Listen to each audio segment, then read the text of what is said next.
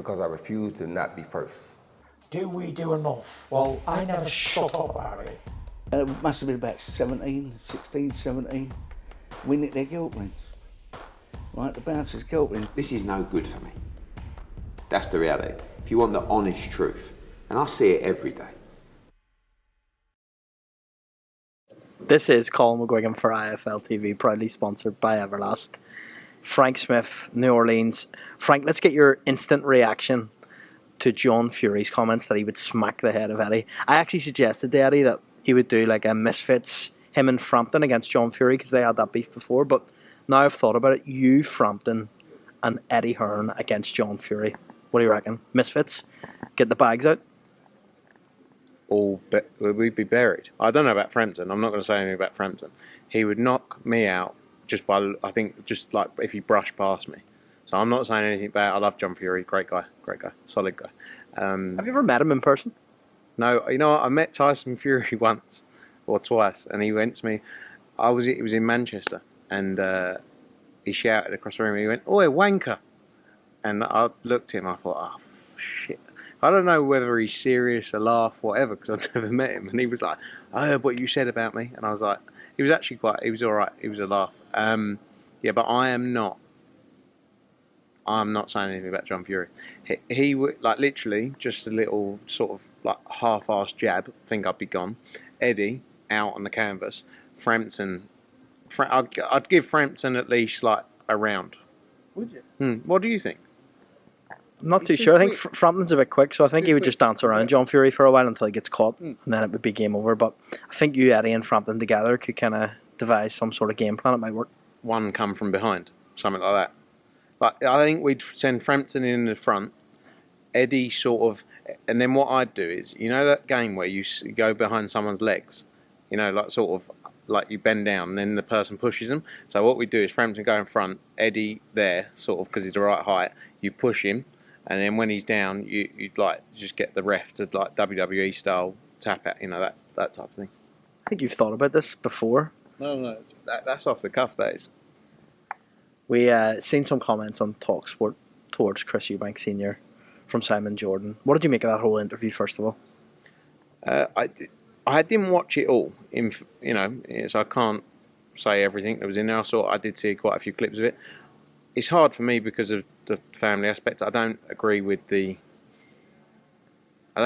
things being said about, you know, family, etc. online. I don't think he should have been in that position doing that interview. I think people have to look at themselves. And, you know, Simon Jordan comes out and goes, "Oh, you know, I wasn't comfortable with it." It's like, well, don't fucking do it. If you're really not comfortable with something, all they care about is views. All Simon Jordan cares about is views. He hasn't got any money anymore, so all he cares about is views. You know, so like, that's his life. So come out now and go, "Oh, I wasn't comfortable." I saw him talk about it earlier. I wasn't comfortable with it. Well, don't do it then. Is it not as simple as that? If I was sat here with you and I said something and you went, "He's not really himself, is he?" Or "He seems a bit..." You'd just walk off. You go, "I won't do this." So why didn't he just walk off? If he wasn't comfortable with it. What do you think about Simon Jordan? Have you got... Would you go on that show and sit and have a debate with him? No, I would not go on the show with Simon Jordan. Because he's very intelligent, obviously. And he speaks very well. But he doesn't... He knows like one thing. But speaks so well that the listener goes, "Yeah, fucking Simon Jordan, he's a legend, he's one of ours, Simon Jordan, yeah." Because he goes in at people. But the reality is he hasn't got a fucking clue what he's talking about. And he's just desperate for views. You're in a tough situation, obviously, being in the family, so to speak. But Chris Eubank Sr. made some comments about Junior and that it was uncomfortable listening because it's a father-son relationship. What did you make of that? Like I said, I don't want to go into too much detail of... he shouldn't have been in the position in the first place, doing the interview.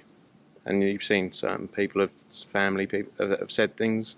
I'm not going to go into detail of it, but it's a shame to see, is the reality of it, because, you know, it's family at the end of the day, and it shouldn't be dealt with on the radio. But he shouldn't have been put there in the first place. And again, everyone's got their right to do whatever they, to do what they want. But you have to have a sense, surely, like as TalkSport, have to sit there and go, is this the right thing to do? And again, for Simon Jordan now to come out and say, I didn't feel comfortable with it. Well, why go on with it? Stop. Do you know what I mean? Like after 30 seconds, go, actually, do you know what? It's your show. It's the Simon Jordan show. Go, actually, do you know what? Let's park that there. Let's go to an ad break and come back and he's not in the studio anymore. Simple. We'll move on from that. Haney Wilder, it's been reported that they're both... It's been at 135 or heavyweight? It's been reported that they're both signing with Skills Challenge. Do you expect that from your conversations with Skills Challenge? I'll be honest with you, I haven't been told anything. Obviously, it's their business. I can see it, from the relationships they have with both guys. I can see it happening, but I don't know. But yeah, I can for sure see that as a potential. What's the contact been like with yourselves and Dillian White? He came out yesterday saying there was no offer. Eddie said in my interview there has been an offer sent. Where are we at with that? Yeah, he has had an offer. Obviously, as Eddie said, he's had an offer for the fight. It's just whether he accepts the offer or not. It's not, as with everything, people come back and forward. That's the way business works. But he's had an offer for the fight. If it's not Dillian White, which we're getting to the point of it needs to be announced pretty soon, who's it going to be? We're working through, obviously, names now, and has to be the right kind of fight, especially if we're working towards the Deontay Wilder fight for the end of this year in Saudi, which, especially with Skill Challenge, the likelihood of them signing it makes it all much more likely to happen. Errol Spence made some comments about the WBC and where these governing body fees go. What did you make of those comments? I think fighters should understand where, and I saw Maurizio Sullivan came out and said, I'll be very happy to outline where it goes, and I think that's good. I can understand why fighters, especially who are making that type of money, and paying such substantial sums, they should understand how it's used to benefit the sport, etc. So, I think it's good that fighters at that level are asking the questions.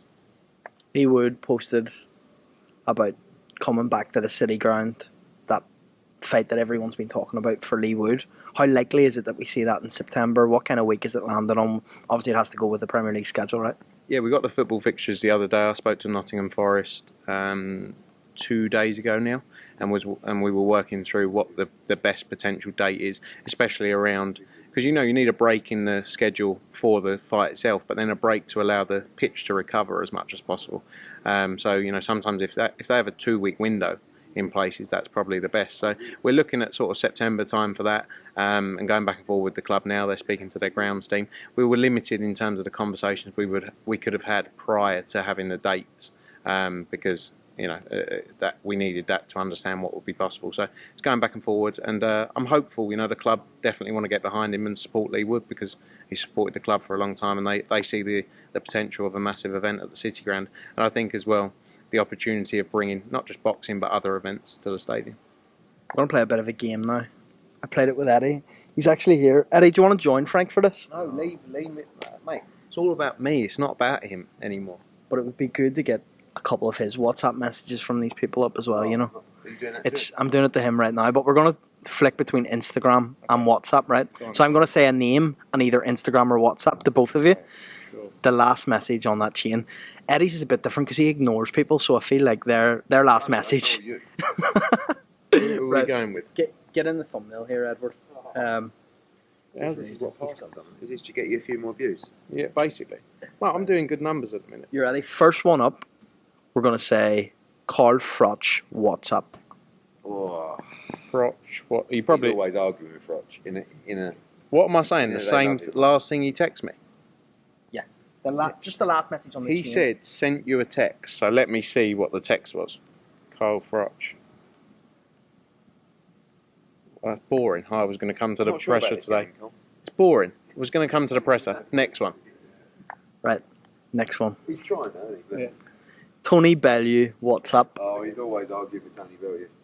Frank argues with everyone. This will be good then. It was a thumbs up, fist emoji, love heart. And a horny sign. A bit weird. Right, next one. Dave Allen On what? WhatsApp. I've never WhatsApped Dave Allen. Instagram. This game is struggling, to be honest. It's gonna take off when we get a good message. How long we got to be here for to get a good message? Okay, mate. If that don't happen, the Matchroom have anything for her? That was about Stevie Levy. Okay. Billy Joe Saunders Instagram. I think his Instagram is Billy Saunders. I don't DM Billy Joe. Has he never? He's never. Yeah, but not. Nobody can come to my villa, mate. What was that in reference to, Frank? When he was in training camp for the Canelo fight. George Warren, what's up?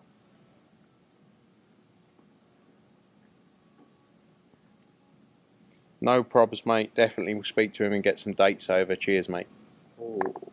Derek Chisora, what's up?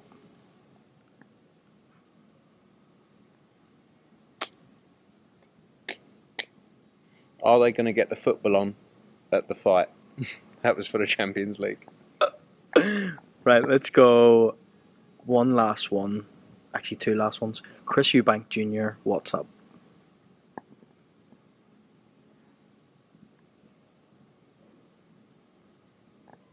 It's boring. Thanks, mate. This game. It's gonna take off this game, you know. Right, Chris Eubank Sr., what's up? If you've ever WhatsApped him, I WhatsApped him happy birthday. He didn't reply. that's gonna take off. With an exclamation mark as well. Frank, thanks for your time. Really appreciate it, mate. Cheers, man.